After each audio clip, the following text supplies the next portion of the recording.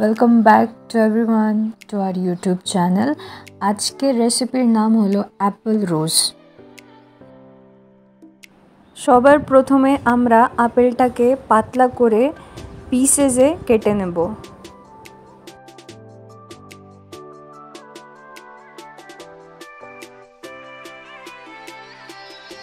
এখন আমরা sugar syrup বানিয়ে নেব, যার জন্য জলের মধ্যে আমরা পরিমাণ মতো চিনি দিয়ে দিচ্ছি এখানে।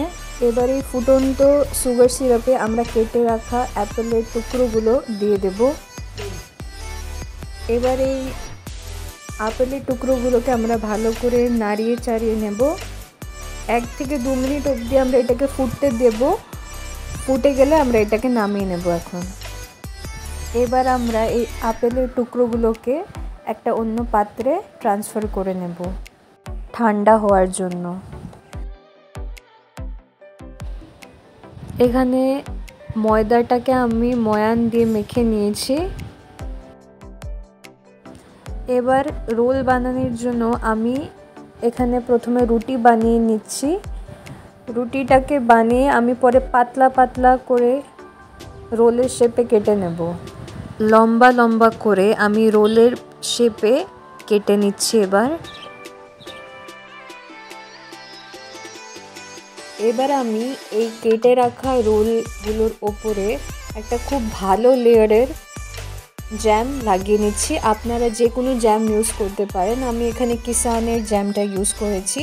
আর খুব ভালো করে পুরো রোলটার উপরে আমি এটাকে স্প্রেড করে লাগিয়ে দিচ্ছি, যাতে এটা খেতে খুব ভালো লাগে।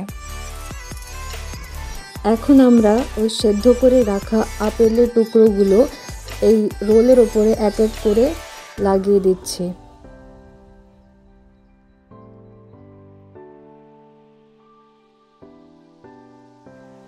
এবার নিচটাকে আমরা মুড়িয়ে নিয়ে রোলের শেপে গড়ে নিচ্ছি।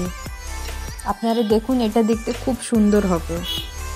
যখন আমরা এটাকে রোল করছি, আপনারা দেখতে পাচ্ছেন এটা কত সুন্দর একটা গোলাপের আকারে তৈরি হয়ে গেছে।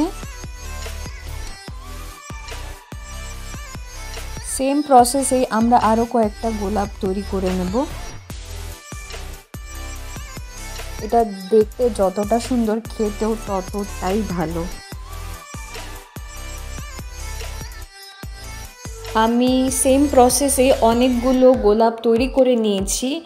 এবার আমি একটা প্যানে কিছুটা বাটার দিয়ে এই তৈরি করা গোলাপগুলোকে রোস্ট করে নেব।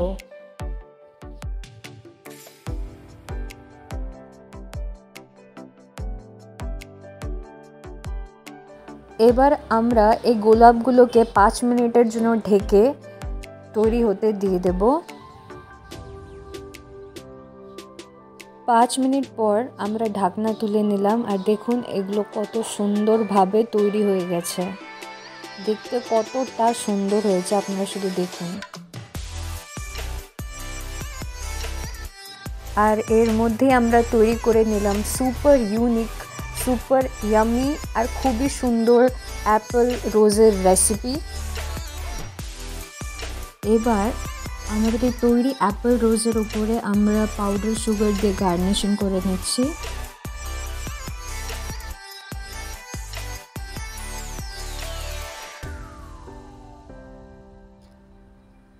আমি সামনের থেকে তুলে দেখাচ্ছি আপনাদেরকে, যেটা দেখতে কতটা সুন্দর হয়েছে।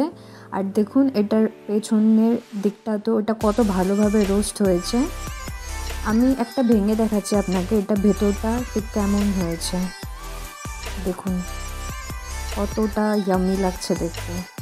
যেমন সুন্দর তেমনই ইয়ামি এটা খেতে। যদি আপনাদের আমার এই রেসিপিটা ভালো লাগে, তাহলে আমার ভিডিওতে একটা লাইক আর একটা কমেন্ট করবেন, ভিডিওটাকে শেয়ার করবেন আর চ্যানেলটাকে সাবস্ক্রাইব করবেন। Thank you for watching.